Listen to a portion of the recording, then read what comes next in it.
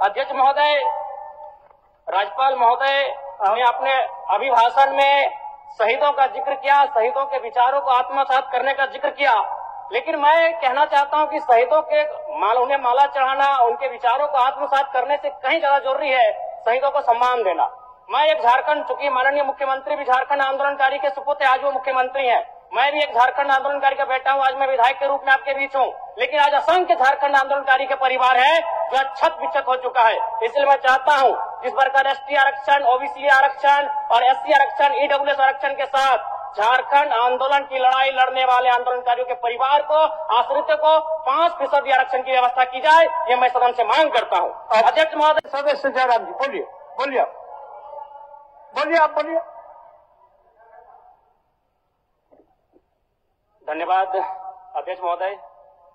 मैं माननीय राज्यपाल महामहिम के अभिभाषण की सराहना करने के साथ साथ अभिभाषण के विपक्ष में कुछ बातें रखना चाहता हूं।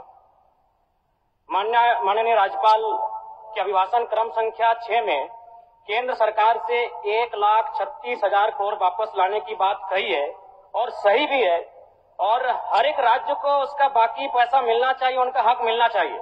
लेकिन अध्यक्ष महोदय, मैं आपके माध्यम से सरकार से पूछना चाहता हूं कि राज्य के सभी बैंकों ने मिलकर 2019 से 2024 तक 5,55,018 करोड़ रुपए दूसरे राज्यों को भुगतान करने का कार्य किया है। बैंक में जो पैसा डिपॉजिट होता है वो दूसरे स्टेट को जाता है, और अगर अभी देखा जाए तो झारखंड का सीडी रेशियो मात्र 36% है, जबकि आप तुलनात्मक अध्ययन करें तो आंध्र प्रदेश का सीडी रेशियो 110 के आसपास होता है, तमिलनाडु का सीडी रेशियो 115 के आसपास होता है। और सबसे महत्वपूर्ण बात कि बैंकर समिति के अध्यक्ष माननीय मुख्यमंत्री होते हैं। अगर इस पैसे को हम लोग बचा के अपने राज्य में ले आते हैं तो लोन के माध्यम से यहाँ के युवा, यहाँ के महिलाओं को अगर निर्गत कराते हैं तो बहुत बड़ी समस्याओं का निदान होगा। इसलिए मैं चाहता हूं कि सत्ता का ध्यान इस ओर आकृष्ट हो। मैं आगे अध्यक्ष महोदय, राज्यपाल महोदय ने अपने अभिभाषण में शहीदों का जिक्र किया, शहीदों के विचारों को आत्मसात करने का जिक्र किया, लेकिन मैं कहना चाहता हूं कि शहीदों के उन्हें माला चढ़ाना, उनके विचारों को आत्मसात करने से कहीं ज्यादा जरूरी है शहीदों को सम्मान देना।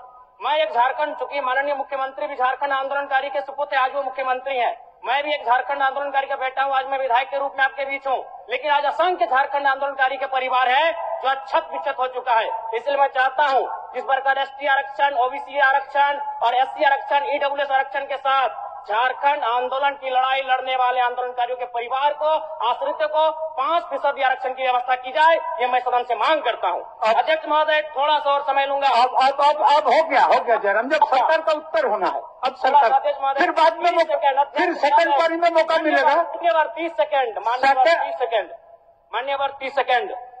चलिए बोल लीजिए।